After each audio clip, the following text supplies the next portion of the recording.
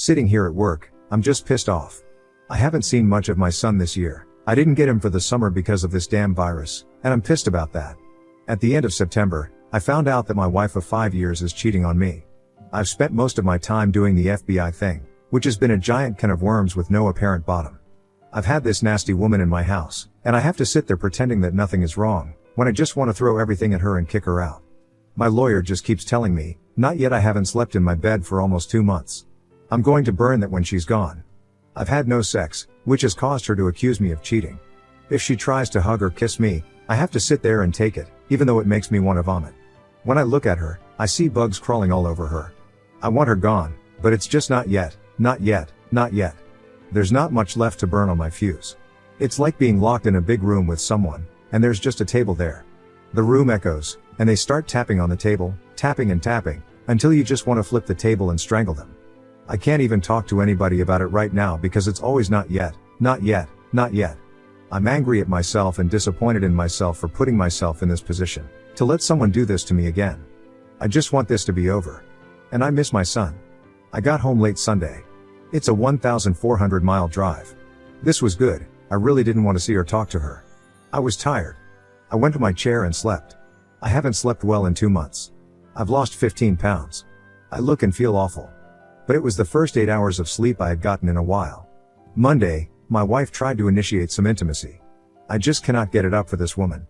My Johnson is up bright and early before me every morning, so this is nothing physical with me. It's just that, for once, my dick is in total agreement with my mind and heart. This upset her, and we got into a pretty heated argument. I told her maybe it was something wrong with me. I'm 50 years old, this stuff happens. She started insinuating again that I'm cheating on her.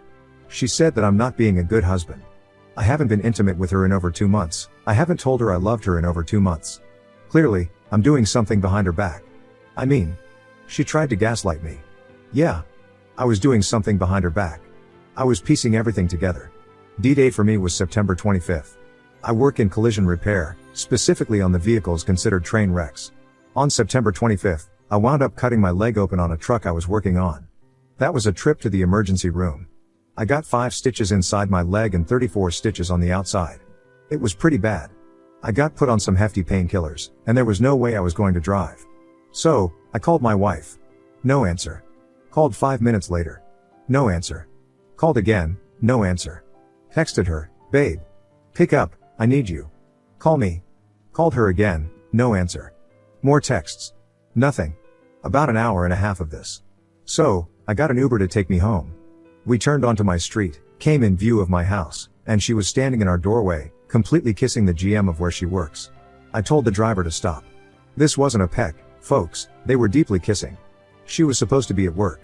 I pulled out my phone, took a couple of pictures, and told the driver to keep driving. I had him take me back to work. I sat there in the break room for 4 hours. Head down on the table. Numb. Heartbroken. When the painkillers wore off, I drove home, in pain from my leg and from everything going through my head. She wasn't home when I got there. She came home a couple of hours later. She acted all concerned. Maybe she was, maybe she wasn't. I don't know. I asked how her day was, and she made up some story about work that day. I know it was false. A week later, I learned for the first time that she hasn't worked a Friday in 3 years. I've never really used Reddit much. It was always there, but I had no real interest in it until then. I was looking for information on dealing with infidelity, and this sub showed up along with YouTube videos. So, I read stuff here, just trying to find out what the heck I should be doing right now. I was reading about all the red flags and just saying yep.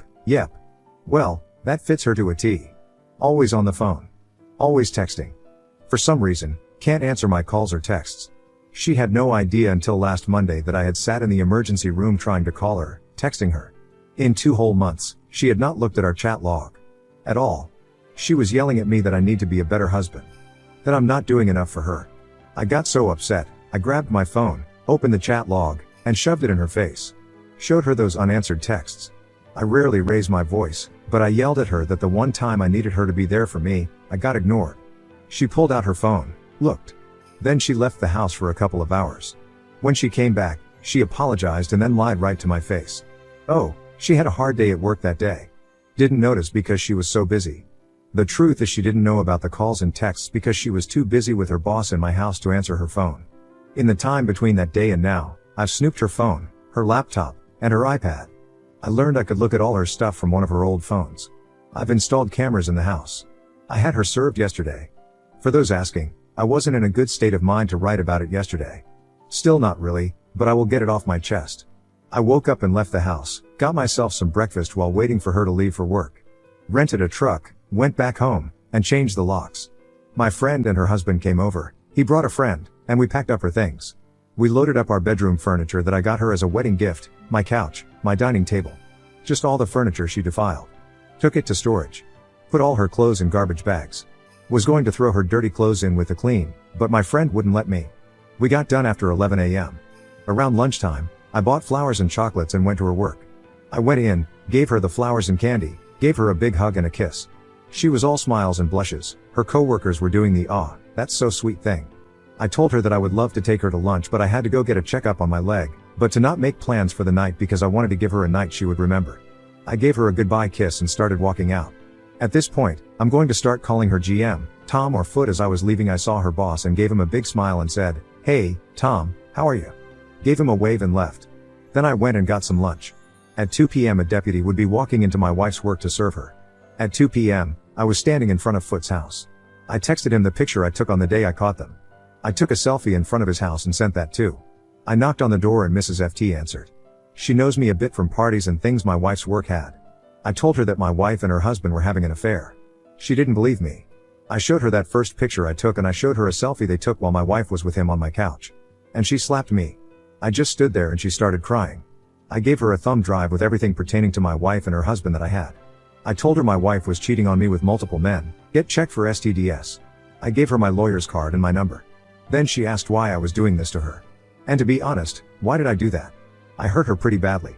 I feel like the biggest jerk for doing that. I told her she had a right to know and felt terrible for giving her that answer. As I was leaving, that's when my phone started blowing up. Didn't answer any calls or texts. I just went home. When I got home, I changed my FB status to divorced. I started reading the texts from my wife. What is this? What are you doing? All that stuff. I messaged her back and told her she could come to the house at 7 p.m. and not 1 minute before to get her clothes. Apparently, Foot didn't tell her what I did right away, as I imagine he had his own problems at the moment. But my wife sent me a text a little later berating me for telling Mrs. FT. So he did tell her. My friend that covered up for my wife, I'll call her Amber, started calling me. So I answered. I answered with, "How long have you known that my wife and Foot were having an affair? Please don't lie to me." And she told me what I suspected. The whole time. Since before my wife and I had met. The whole time. All this time, I was the side piece. My whole marriage is a sick joke. Let me tell you, that's a bitter pill to swallow. I asked her why she didn't tell me. She said it's because they thought I would get violent and such. I told her that she knew me better than that. She said she kept it secret because she was her friend. What about me?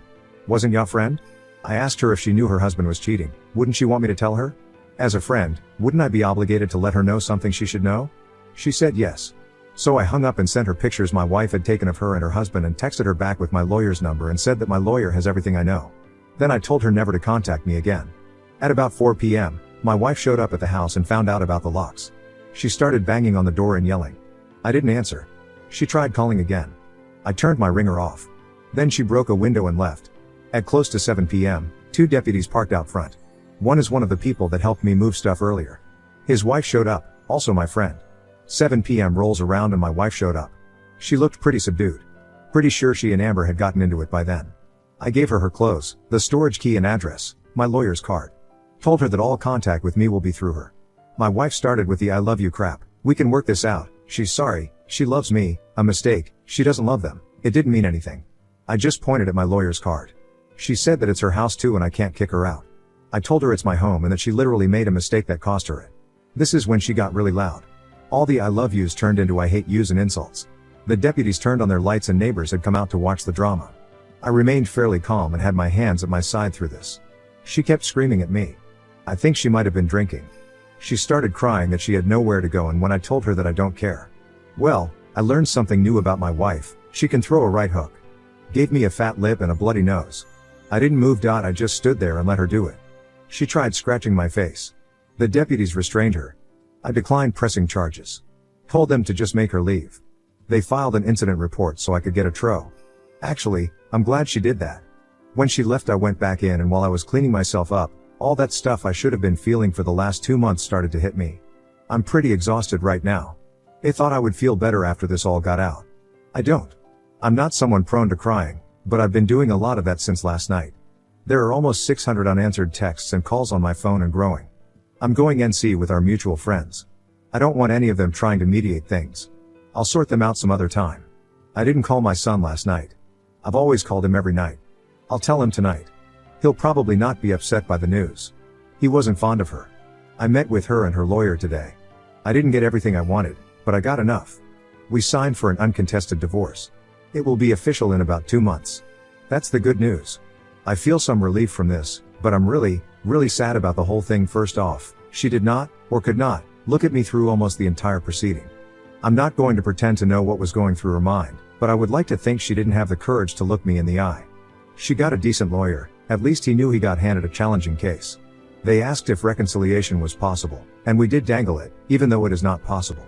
We asked for full disclosure of what she did. He had already had her write it out. What she wrote down, however, was less than what I already know. I read what she wrote down, and conveniently, the 2 fellows I didn't know the identity of were not included in it.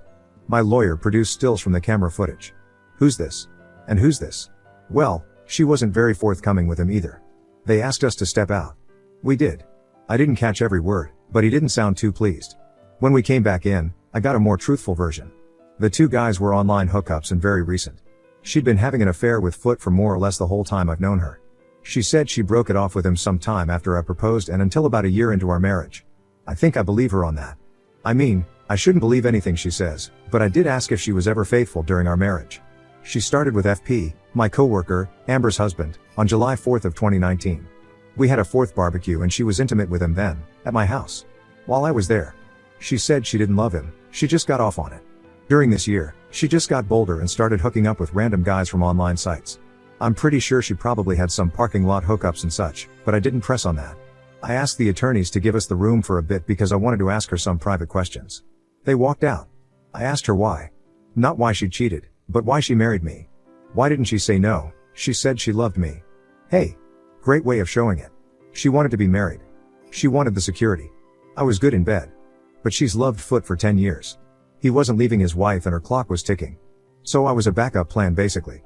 She said I made her happy, but she wanted what she wanted. For those asking, they have both been fired. Amber raised quite a commotion at work.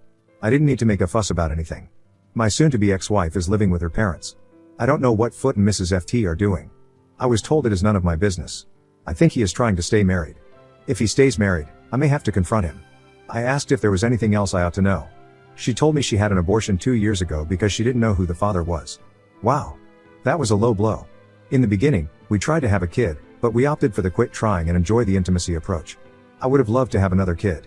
Like a daughter I could spoil rotten. I had unprotected intimacy with my wife nearly daily.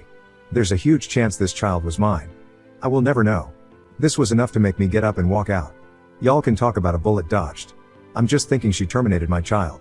If anyone here has ever done any boxing, there's a point where the blows just keep coming, but you don't feel them. I mean, they're doing damage, but it doesn't hurt like the first few punches. It's just too much, and you get numb to them. This is where I am at. She could tell me she started the Chicago fire, and I would not be surprised. I called the lawyers back in. Told me to go to Plan B. Plan B is to take my demand for alimony off of the table. I want the divorce agreement uncontested and signed. This is the fastest way. I wanted to say condition 2 to reconcile was for her to undo all those other interactions, you know, something impossible, but there's no point in being clever here. I won't lie, the abortion has me rattled. I don't want a monthly reminder of this woman, even in the form of a paycheck. So at 5:43 p.m., she signed. In around 2 months, it will be official. I keep my house, my retirement funds, all my property, no alimony for either of us. She gets $73,000 from our savings, is not to contact me ever, and we are done. I do not care what happens to her now. I don't want to know what she'll do. I don't care. For her own good and anyone she meets in the future, I hope she sees a therapist. But I am done caring about this woman. I, in no way, feel like a weight has been lifted off of me. I've eaten a terrible sandwich and this is all I can taste. I've had nothing to be happy about for 3 months, and I am not happy now. I don't see that in my future, like at all. That abortion has been on my mind since she said it. I think it's going to be there for a long time. I don't know what I'm going to do in the immediate future or long term. Maybe when this is all finalized, I'll feel some kind of release. I don't know. Right now, I just want to be left alone. No more "aw man, so sorry to hear that" or any of that. Right now, I just want quiet. This whole time I've been thinking about everything I've ever done, and I don't see anywhere where I have done right, only where I've gone wrong. I know this is an awful mindset to have, but it's what I'm left with. All I can say is at least I got to keep my stuff this time. But I won't be doing this again. The decree showed up in the mail today. Snowmageddon slowed things down a bit. Oddly, I'm neither happy nor sad about this. Some friends wanted to celebrate this, but I've never felt that failure is a cause for celebration. Actually, I'm a bit numb. I'm sure it'll hit me later, out of the blue. She called me today. I picked up. I figured what's done is done, so I talked to her. She's messed up, more than I am. She didn't apologize. She asked what good would that do? I honestly don't know if she really regrets what she did to me, but it really doesn't matter now. Her folks. This is tough. My son is as close to having a grandchild as they've ever got. He's asked me if it's okay to communicate with them. I'm fine with that, but how do I talk to them without her being in the conversation? These people just wreck everything, don't they? I really liked her dad. They are, as close to having relatives from my side of the family as my son will ever have. Also, my chihuahua, I've named Dulce. Thank you to whoever suggested that. It really rolls off the tongue. She kept me warm through Snowmageddon. 5 days with no power or heat and below freezing temperatures, and she kept the bed warm like a little trooper. Anyhow, I'm going to take a long break from here. Maybe until I feel like dating or looking for something casual. I've always had that doubt in the back of my head. She doesn't love me. She'll leave. She'll break me. It's screaming at me now. Right now, I'm good. That fear of stove burners is a good thing. I need a lot of time. I'm going to give myself that. I wish all of you the best. Just because we've been let down, doesn't mean we are worthless. Stay strong. I love all of you. I started therapy in July. I'm dealing with a lot of things in it. This latest round of infidelity. Talking about it with you and a therapist. I have issues related yet unrelated to deal with.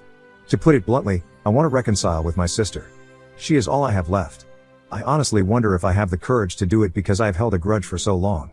I want my son to know family members from my side who are actually related by blood, not just my friends that he calls uncle or aunt. This is something my first experience with infidelity has cost me. I want some things back. If she's willing to talk to me, then I'll talk with her. I'm pretty sure my cousin will facilitate this. I know I advocate for leaving everyone who won't back you, but it has been nearly 3 decades. My parents are dead. My brother is dead. There's just my sister left. My therapist is on board with this. I just need to work up the courage to extend the olive branch. I don't want to hold a grudge forever. I believe I was right to cut ties with them all, but I don't want this anymore. I have custody of my son indefinitely, and I'd like to be able to give him some semblance of normalcy. I don't miss my ex, nor my first ex. I do miss my sister. I have let my first wife dictate all of my relationships for far too long. Sometimes I just feel haunted. I believe it will be a good thing. Maybe if I get back some of what I lost, I will be able to move forward. I'm not hung up on my ex. But I am hung up on my past. And for those that want to know. No, I don't know how my ex is doing. I don't talk to her. No, I don't know how Amber is doing. She's been completely removed from my life like the unpleasant memory that she is. I don't know how my ex's associates are doing. I have only one concern for all of those people, but it is the only concern I have, and I don't feel like parting with it. In 1 hour, it will be exactly 1 year since I served my ex with divorce papers. I woke up in a good mood, went for a run, made breakfast for my boy, and went to work. The day was going well, and I had no issues mentally. 10:30 a.m. rolls around, and I get called up to the office. There was a delivery of cookies for me from my ex, the same thing she'd do every year. I told the folks in the office they could have them. Our CSR asked who the cookies were from, so I told her. No one's touched them yet. I'm a little annoyed that someone told her where I work now. Other than that, I'm still in a fairly decent mood. She's got other methods of prodding at me to let me know she's out there. Her favorite is to be late on her car payment, so the finance company calls me. Guess this is one more. I came home to a surprise party. I was greeted with barbecue and beer. I love my friends. They thought I might need cheering up, but honestly, aside from the cookies, my day was pretty good. This was just a great end to the day.